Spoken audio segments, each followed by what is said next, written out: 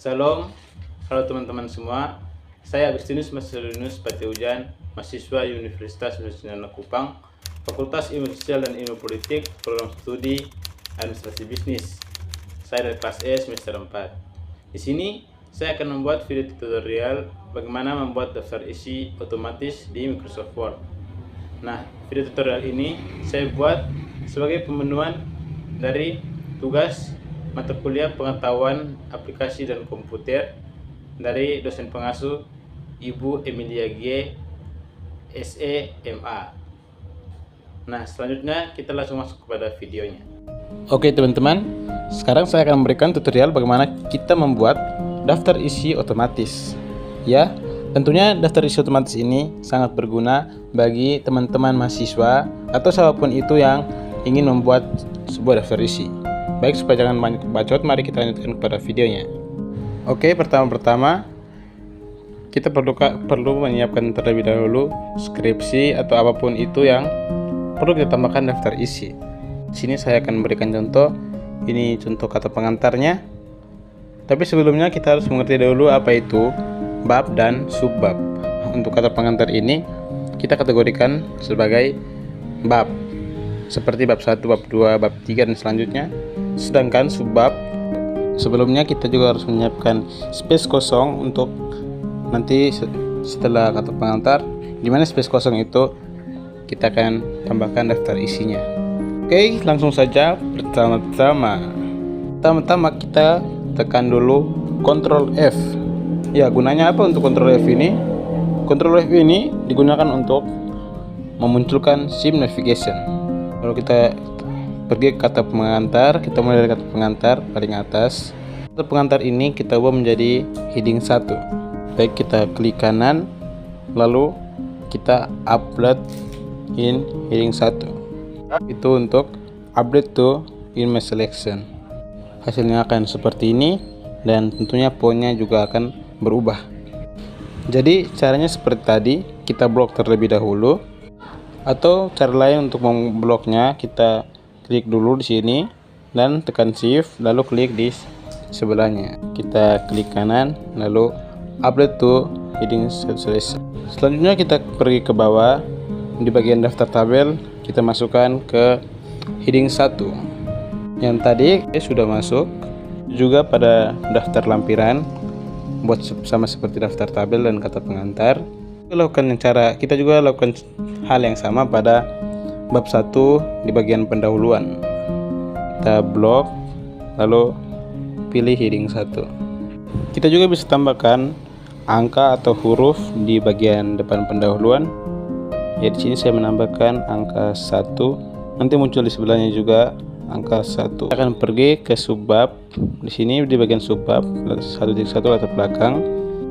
Nah, di heading 2 juga di subbab juga kita buat seperti sub 1, hanya kita pilih heading 2 dan seperti tadi kita blok, habis klik kanan, terus update to heading 2 selection. Nah, maka akan muncul seperti di sini otomatis 1.1 latar belakang. Ya. Baik, setelah 1.1 latar belakang, kita lakukan hal yang sama seperti di bagian ini rumusan masalah atau modifikasi masalah. Mungkin di sini saya akan percepat.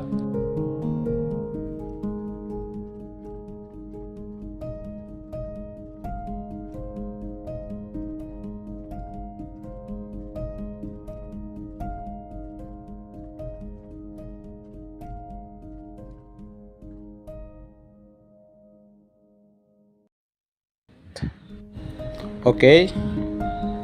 Jika sudah beres bab 1-nya, kita akan pergi ke bab 2. Kita blok subbabnya di bab 2, tinjauan pustaka kita blok dan pilih heading 1. Untuk subbab di bab 2, kita tidak langsung blok lalu klik heading 2. Ini contohnya jika kita langsung blok dan langsung klik heading 2, dia akan berubah menjadi 1.7 karena dia meneruskan dari 1.6 pada bab 1. Lalu bagaimana solusinya? Teman-teman tinggal blok ini, Lalu kita pergi ke sini yang bagian more, lalu kita pilih save selection as a new quick. Kita beri nama di sini subbab 2 dan replay. Baik, di sini teman-teman bisa setting, misalnya memilih center atau displace.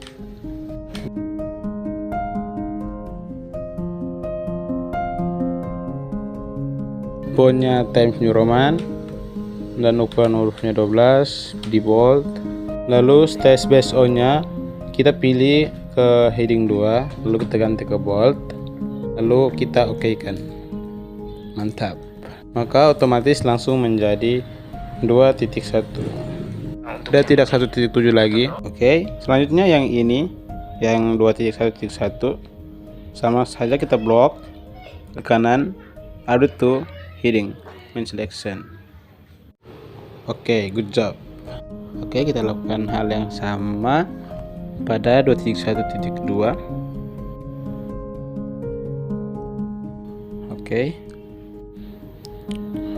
Oke, untuk yang ini yang 2.2, teman-teman tidak boleh memilih yang ini heading 2 lagi. Teman-teman memilih yang 2.1 subbab, karena tadi kita sudah menggantinya.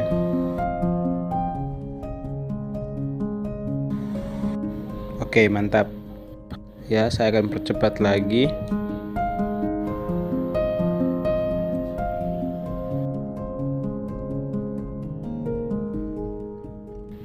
Oke, jika bab 2 nya sudah selesai, kita masuk ke bab 3. Oke, pada bab 3 nya kita buat seperti biasa. Kita blok, lalu pilih heading 1.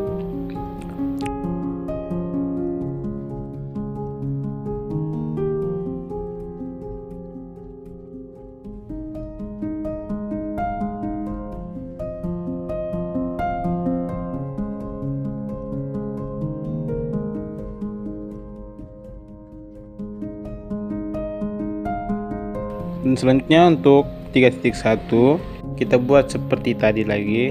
Pertama-tama di blok dulu, lalu kita pilih more. Setelah pilih more, kita memilih save selection as new quick style, lalu kita pilih modify. Selanjutnya kita akan berikan namanya seperti yang tadi di subbab 2. Di sini kita berikan namanya subbab 3.